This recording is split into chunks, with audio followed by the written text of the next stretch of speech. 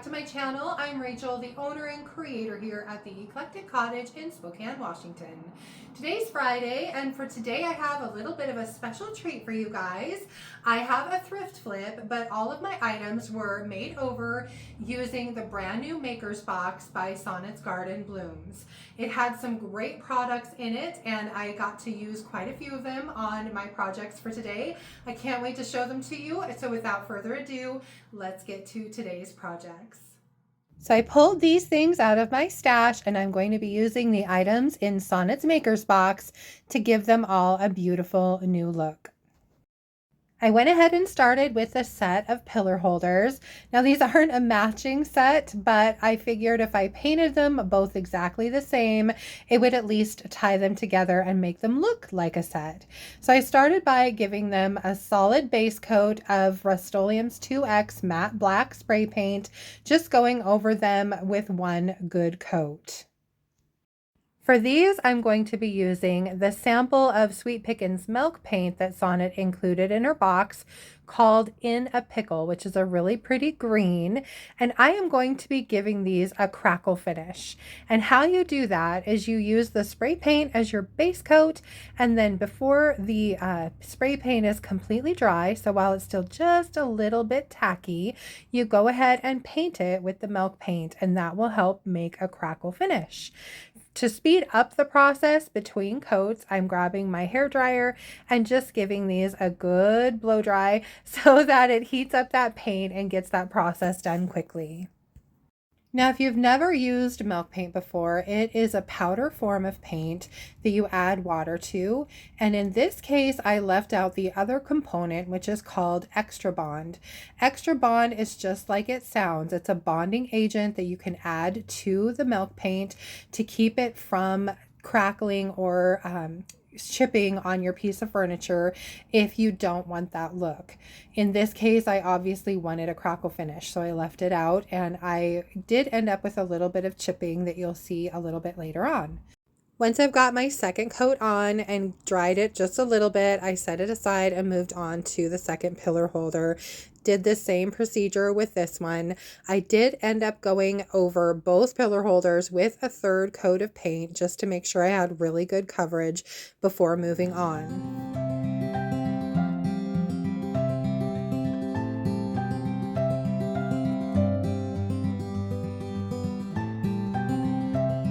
Once I had that third coat of paint on, I let my pillar holders dry completely before I moved on to sanding them.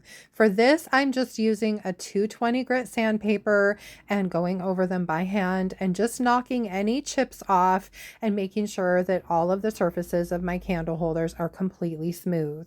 You can see in a couple places there where some of the paint had chipped completely away, and that's just fine with me. I think it adds to the look, and I am going over it and doing just a little bit of light distressing in a couple areas just to kind of tie everything together. Now, like some other paints, including the DIY clay-based paint, Sweet Pickins milk paint does need to be sealed. And normally I would use Sweet Pickins oil wax to seal my piece. However, I wanted to go in a little bit different direction with these, so I chose to grab DIY's clear wax instead.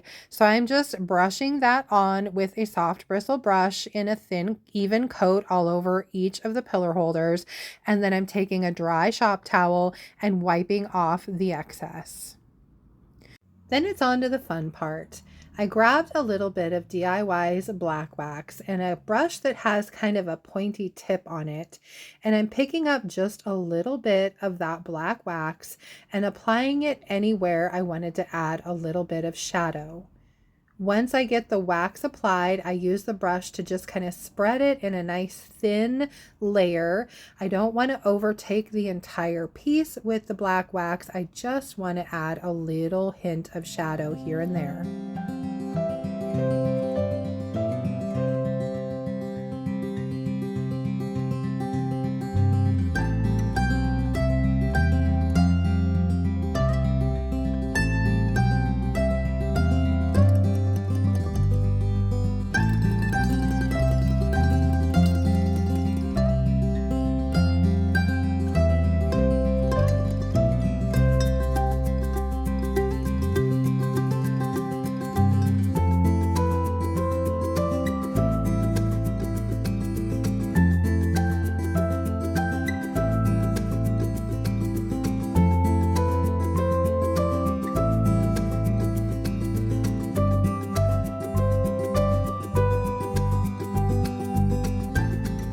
I found the key to this was making sure that I didn't overload my brush with too much wax. I honestly took it and wiped it off sometimes on a shop towel just to offload any excess wax, and then just making sure to lightly feather off the excess wax with my shop towel. I absolutely love the end result on these pillar holders, and I hope you guys like them too.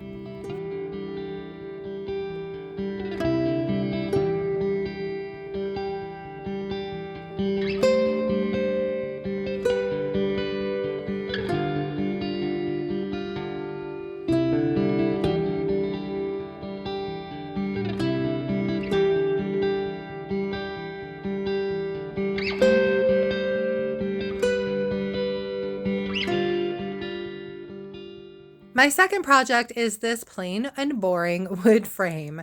I pulled this out of my garage and I purposely picked this for one of the products in Sonnet's box. I can hardly wait to put this back together again once this frame is done. I started by removing the inside of the frame and then giving it a good cleaning because it was pretty filthy from being out in the garage. Started with Crud Cutter, wiped it down, and then used some clean water to rinse off any of the Crud Cutter residue.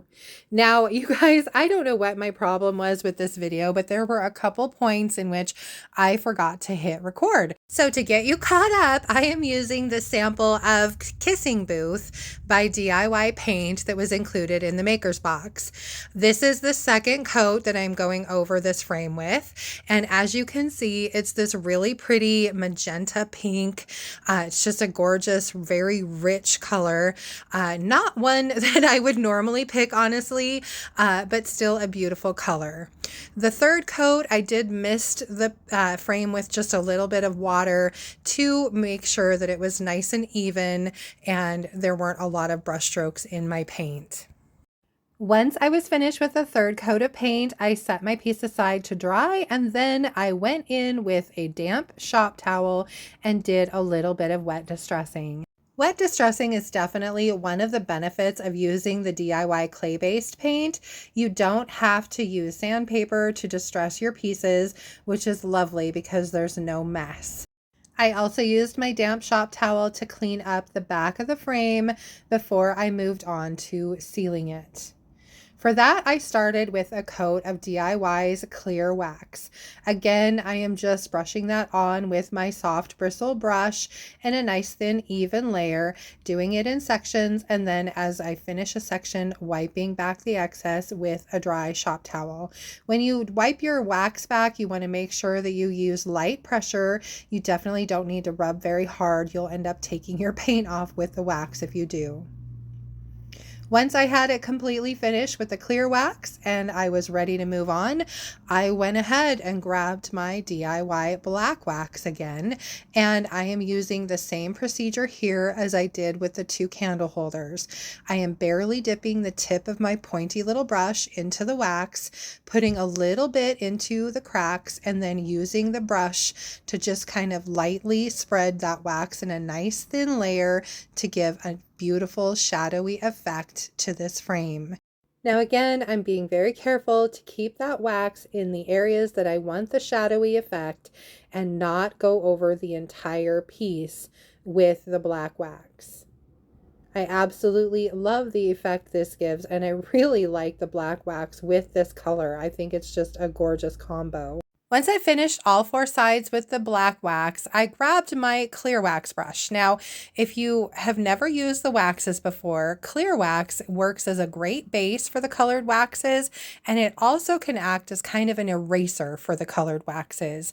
So I'm just going over any areas that I don't want any of that black wax and wiping that down with the clear wax to remove anything I don't want.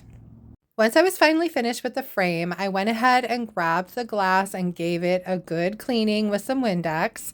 And then it was finally time to get out the beautiful piece of tissue paper made by Connie at the Painted Photographer for Sonnet's box. I used a pencil to draw around the glass so that I knew where to cut, and then I used my paper cutter to cut nice straight lines so that I knew it would go in well. Once I had that done, it was just a matter of putting that piece of tissue paper onto the cardboard, adding the glass, and putting my frame back together. And I have to say, I really love how this piece turned out.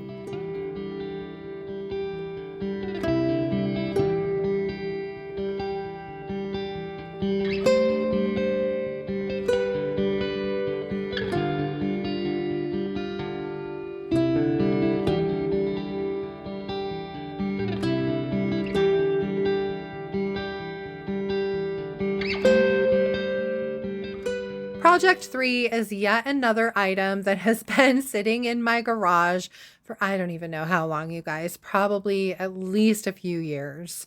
So the first step here was removing the paper from the bottom of the tray. You guys know how much I love having to scrape paper off of trays and out of jewelry boxes and whatnot. It's definitely not one of my favorite tasks, but it needed to be done. The nice thing was that I got the cardboard wet and it came up pretty easily. It just left behind quite a bit of glue residue. So I used my handy dandy scraper to scrape off as much as I could. And then I went in with some 150 grit sandpaper and smoothed everything down really well.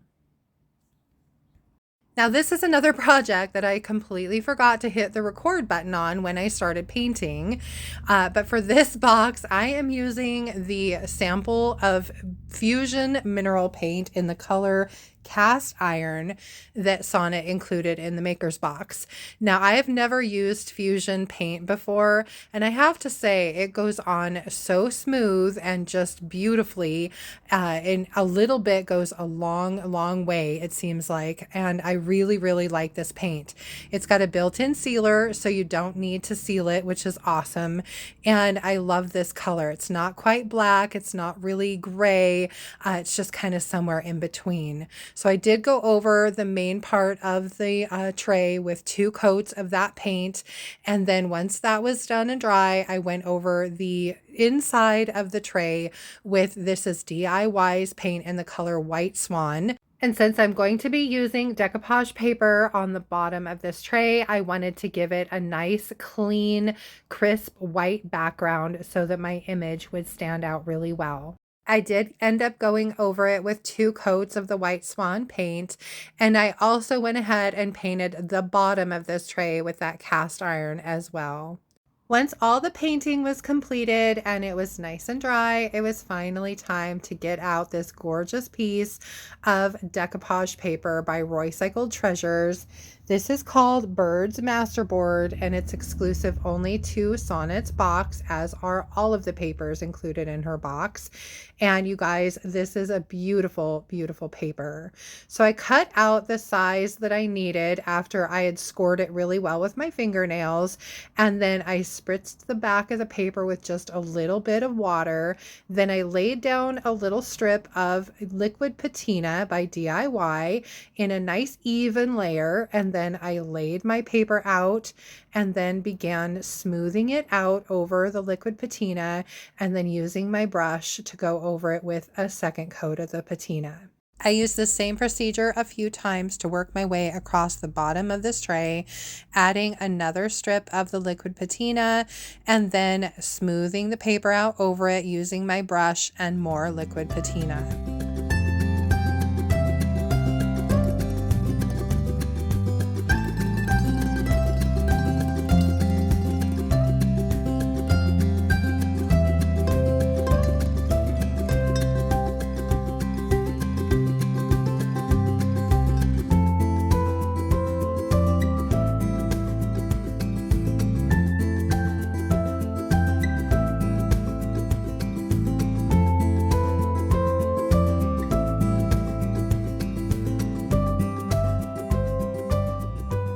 What's nice is the Fusion mineral paint had that built-in sealer, so once I've got my decoupage paper down, this piece is finished. I really love how it came out, you guys. I hope you do too.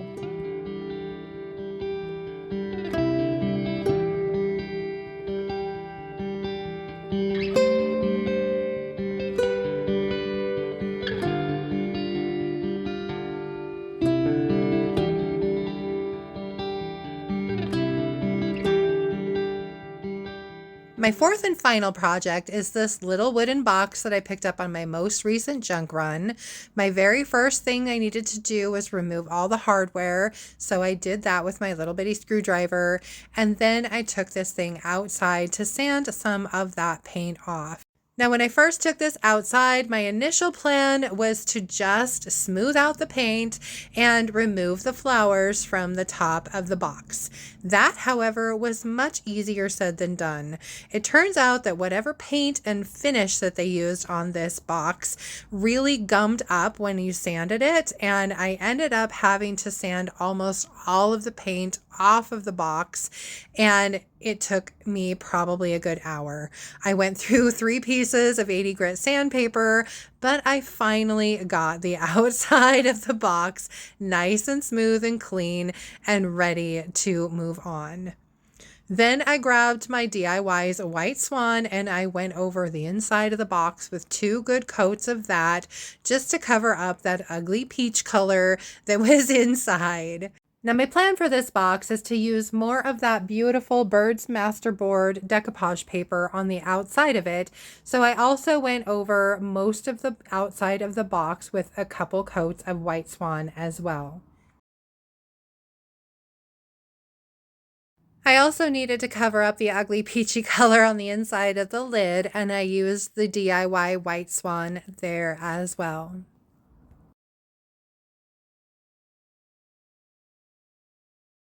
Then it was time for the decoupage paper, and I'd already cut out the strip that I needed, just enough to cover 3 sides of this box. I spritzed the back of the paper, set it aside, and moved on to laying my medium down. Of course, I'm using DIY's liquid patina for this.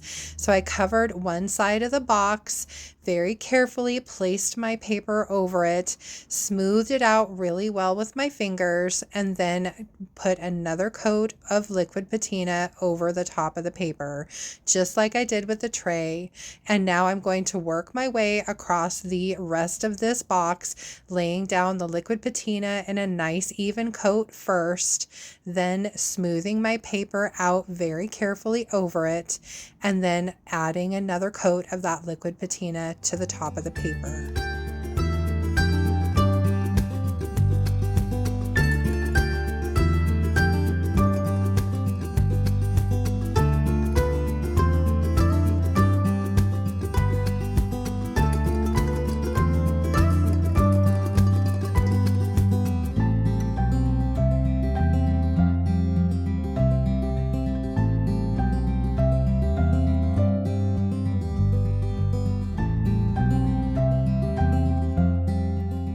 Now, as you can see, this paper has so many beautiful, rich colors in it, and Sonnet's Maker's Box included quite a few choices in it that all blended very well with the paper.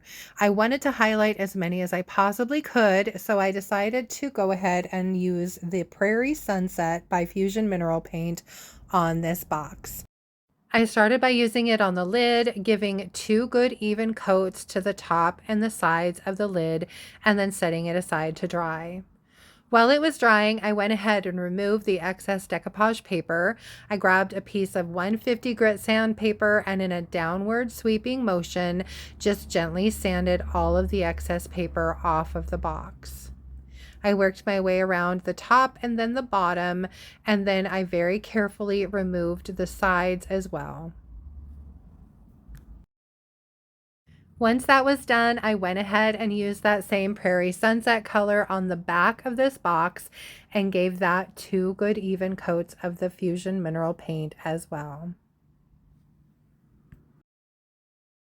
Now I wanted to see how my box was coming together, so I just went ahead and set the lid on top, and I realized I really didn't like the white peeking through, and so I went ahead and went around the lip of the lid and the lip of the box and repainted them with the yellow color as well. Then once that was dry, I flipped the box over and went ahead and painted the bottom, and then I was finally done with all of the painting on this box. Once everything was dry, it was time to reattach my hardware, and I did go ahead and use a bronze spray paint to recolor them so that they would match the latch that I was going to be adding to the front. And it was my intention that once that was done, I would be finished with this box. However, I decided that I didn't like how plain the top of it was. So I grabbed a couple stamps from the set called Bold Branches by Redesign with Prima. I poured a little bit of the mineral paint out onto my cardboard, spread it out with my brayer, and used that to apply it to the stamps. Once I had a nice thin even layer of the mineral paint on my stamps, I went ahead and used them to stamp the top of the box.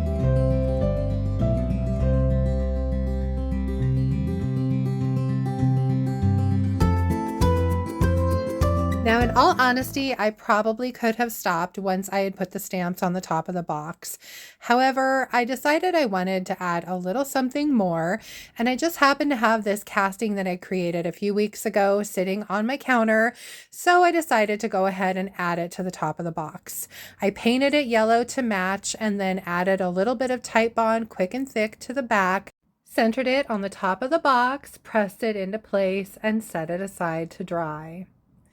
Once it was dry, I realized I had not sealed the inside of my box yet, so I grabbed my DIY clear wax. Since I already had my wax brush sitting out, it was easy to do, and I gave the inside one good even coat of clear wax, wiping back the excess with a shop towel.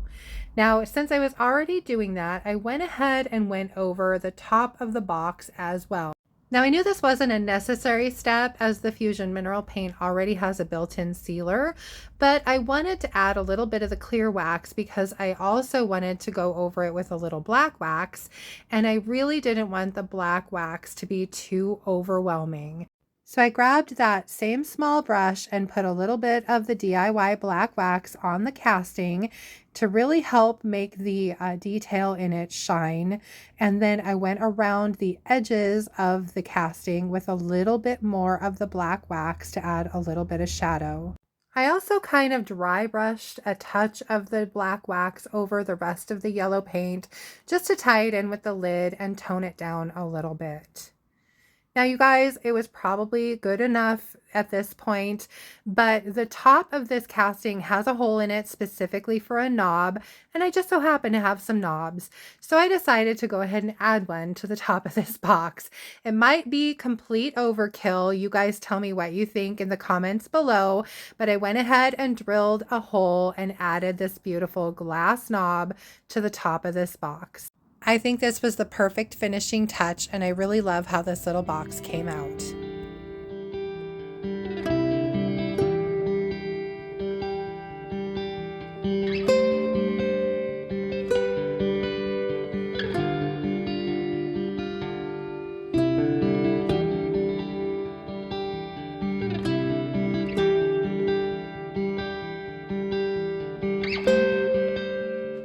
That's it from here for today, you guys. I hope you liked my projects and I hope you enjoyed the video.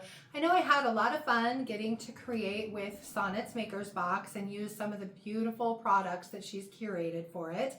It was also kind of cool to get to use some colors that I normally don't, like the In a Pickle and the Kissing Booth. And it was also neat to try out the Fusion Mineral Paint. So I really enjoyed it. It was a lot of fun. If you did like the video, please remember to give it a thumbs up. I so appreciate that. And if you haven't already, I would love it if you would subscribe to my channel and then just hit the little notification bell so you don't miss anything.